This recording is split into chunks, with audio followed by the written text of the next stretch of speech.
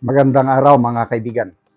Bigyan natin ng reaction opinion itong post ng Peanut Gallery Media Network. Just in.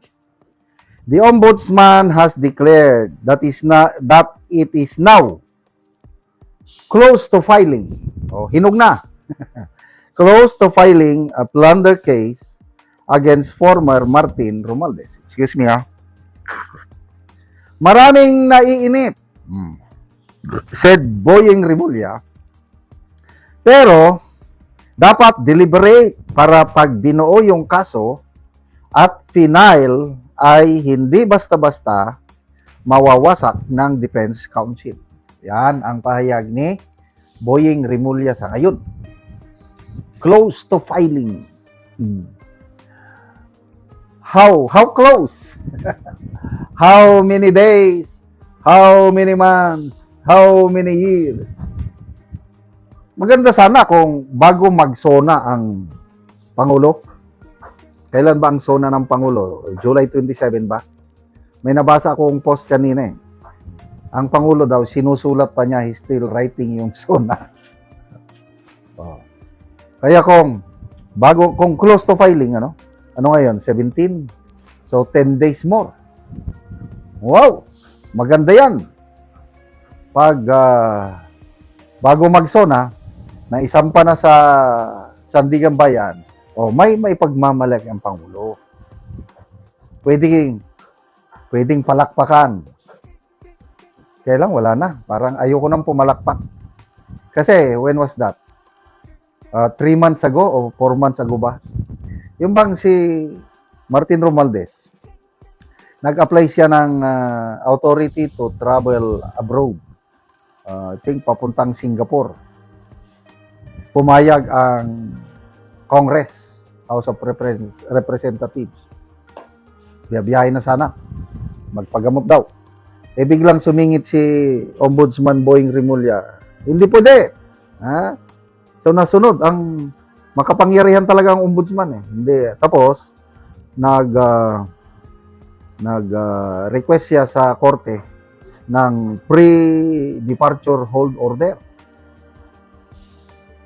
Ang isinasay doon is naghahanda na sila ng kasong isasampa kay Romualdez. Yung matandaan ko is plunder, bribery, indirect bribery o direct bribery, malversation at saka graft in corruption. 5 yung matatandaanan ko na na-cite doon sa request ng pre-departure hold order, inaprobahan naman ng Sandigan Bayan. Kaya, hindi basta-basta makaalis sa bansa si Romualdez.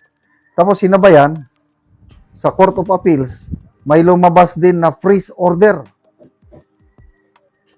Ilang days ba lang? Parang 20 days lang ata eh. O 60 days. Sandali lang yung freeze order, lahat ng mga accounts niya.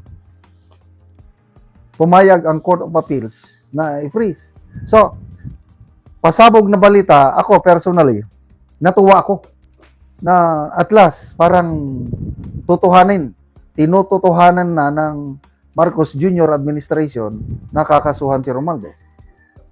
Kaya napapalakpak ako. Ito na. Salamat! 3 months had passed. Wala man. Ngayon, close to filing, parang Joel Villanueva din at saka Chis Escudero. Ina-announce na ni Boyeng na malapit na. Hinog na. In 2 weeks, sabi niya ata, May 26, 2 weeks. Sasampa. Mamaya, binawi, hindi pa. So ano itong close to filing na ito? Wala na, hindi ako naniniwala. Kanya-kanyang perception. Tingin ko, hindi seryoso ang ombudsman. Opinion ko lang ito, I might be wrong. Hindi seryoso ang Marcos Jr. administration, ang ombudsman na sampahan si Romualdez. Ayun nga si ex-DPWH Secretary Bunuan. Para sa akin, considered big fish sana yan. Nakakulong na o napakulong na kasi may warrant of arrest non-bailable. Kaya lang, ginawa na namang state witness. Ano ba yan? Na kung matutuloy na maging state witness siya, para bang ang mangyayari, parang si Bunuan ang magdidiin kay Romualdez. Wala. Hindi ako maniwala. Lahat na ito, walang sarsuela, palabas, para naman ang taong bayan bibilib. Lalo na ngayon, magsusuna ang Pangulo. Ang problema nila ngayon, ano ang ipagmamalaki ng Pangulo sa kanyang sona? O, tingnan natin ang reaksyon ng taong bayan. 5,200 ang nag-react. 4,600 ang tumatawa. 431 lang ang nag-like. So, halos 90% hindi naniniwala itong mga pahayag ni Boying Rimulya na ito. And then, mga comments. Basa tayo sa mga comments. Romel Luarca, let me guess, before SONA 2026? Yun nabanggit ko. Mary Divi, natakot si BBM kay Martin Luther King? Sunrise, strategy ba yan? Script? Budol Pamor, Boying? Dog show lang yan. Tingnan nyo. Wag na, baka manaabala ka pa. Mga comments, hindi naniniwala dito sa mga payag ni Boying Rimulya. Salamat mga kaibigan sa inyong pagsubaybay sa channel nito. Nakakatulong kayo ng malaki sa tribong Talandig ng Bukidnon dahil ang sweldo natin sa channel na ito is pantulong po sa tribo. Namimigay tayo ng libreng yero at pako para makapagpatayo naman sila ng mas maayos na tirahan. Panoorin nyo ang video na ito. Una ni ang ihatag namo nga yero o mga gamit sa panimalay sa among tabangan. So muna ni ang among itabang nga mga yero o uban pa.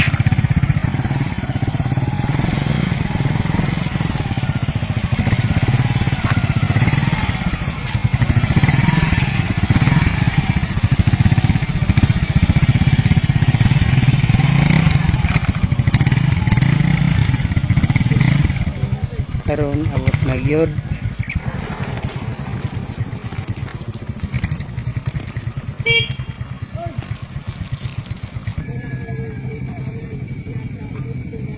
So muna ni si Angkol ang tabangan. So makabalay na gyud ni sila karon. Linsin, lansang, yero. So kompleto among gihatag sa iya.